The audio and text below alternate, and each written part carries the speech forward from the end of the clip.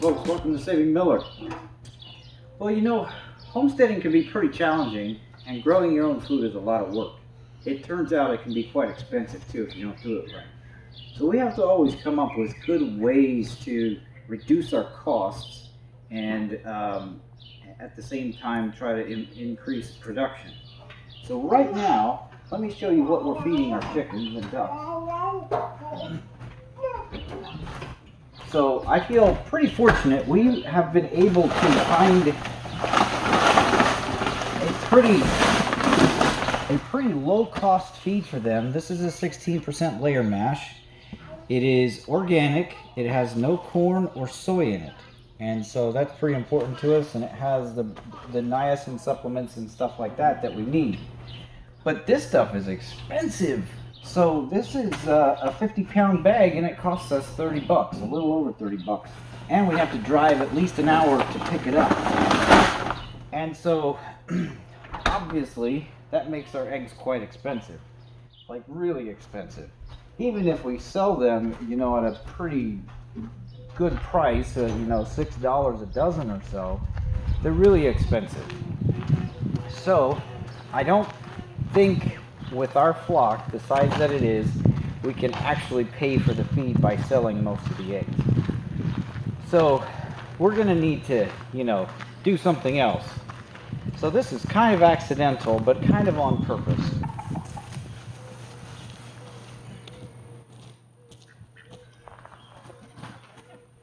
Do you like this Clover, Mini Farmer? Yes. You gonna roll around in the clover?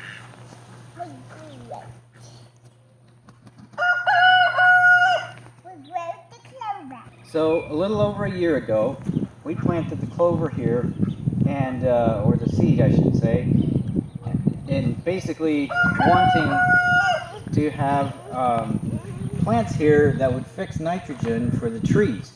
And so it went very, very slowly. And I'll insert a clip here of what it looked like early on.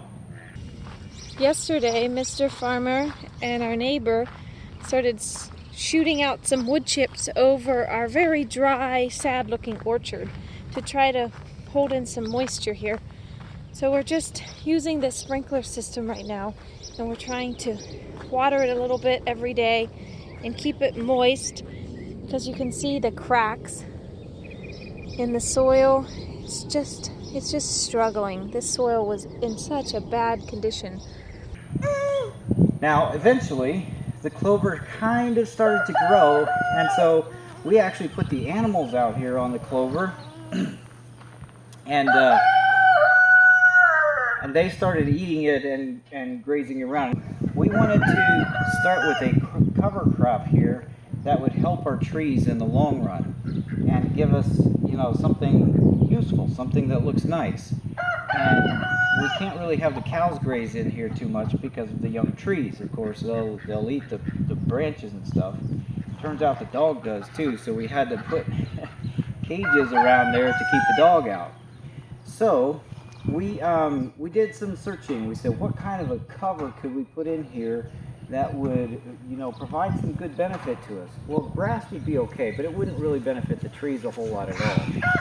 And so we came across this one. I believe Nature Seed is the place we got it from. I'm not quite sure about that, but they call it a poultry mix. And so it came with a couple of varieties of clover, some alfalfa, I believe there was flax and peas. And so slowly, it got established. The flax and the peas, I think there was a little bit of flax that came up, but not much. And the peas never came up, and I think birds and the chickens and stuff just ate them. So I am going to kill that thing. So finally, this past winter, this stuff really started to grow. And we brought the cows in several times. They grazed it down. Let's go look over here. That's something that's really interesting.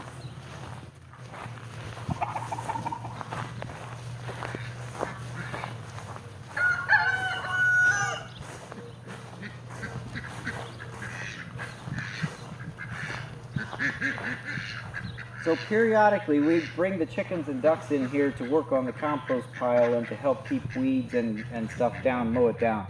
Because we don't want to use the mower to mow this because it's just a waste, especially when it's pretty good food. And so about a week ago, they were here and they had eaten all this stuff down. This stuff is extremely robust.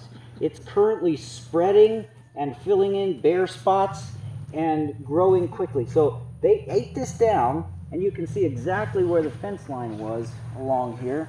Here was the corner, and they just mowed it down. And the cows had been here just previous to that. Right here, nothing has been here. And so this stuff is, I mean, look at that.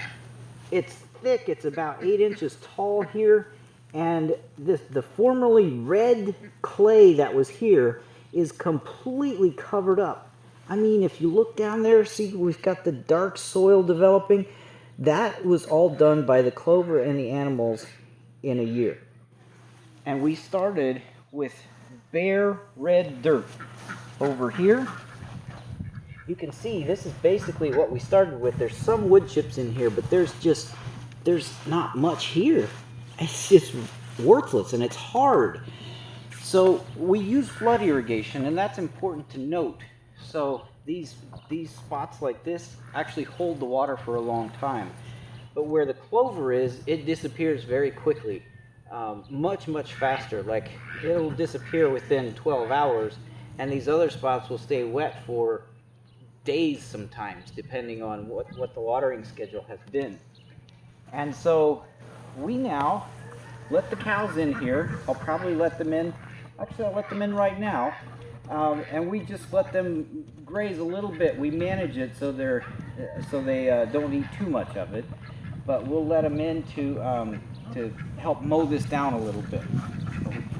So I've actually got them trained to do this.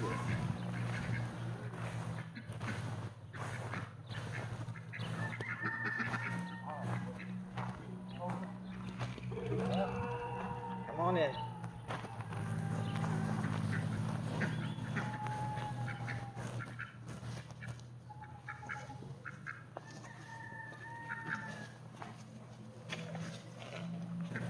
So they're really happy with this stuff.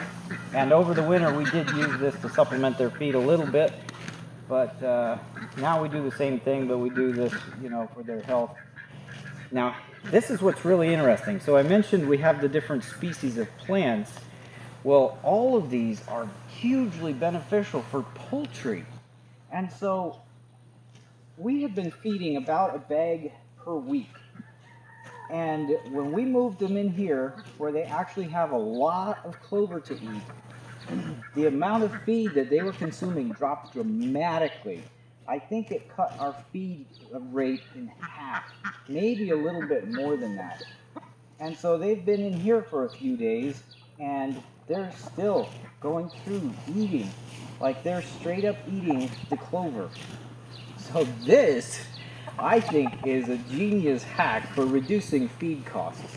It can work for larger animals like bovines, it can work for goats, but I think it has a huge impact on the chickens.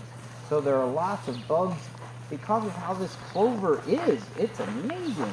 There's just layers and layers of life here, and it's so thick and heavy that there's just endless nutrition here. And one of the tricky things about it is that stuff does disappear. So if you leave a garden hose in here, it will vanish. It will be covered up and it'll disappear. Other things, the dog likes to run around here with toys and things like that. But the kids love it too. They love rolling around in here. So, if you're looking to reduce feed costs for your chickens, hi little man. This is the way to go. I would highly recommend a poultry mix of some sort like this. We have not fertilized this. We've done nothing but put the animals on it. And we have this amazing result. Like I said, it's spreading, it's filling in the bare spots. You could consider it to be invasive, so don't plant something like this where you don't want it to grow and take over. But we have an aggressive grass here already, the Bermuda grass. So this clover, you know, initially, as you saw in the clip, initially it was discouraging. We didn't know if it was going to work, but now it has become a huge blessing a year later. Oh.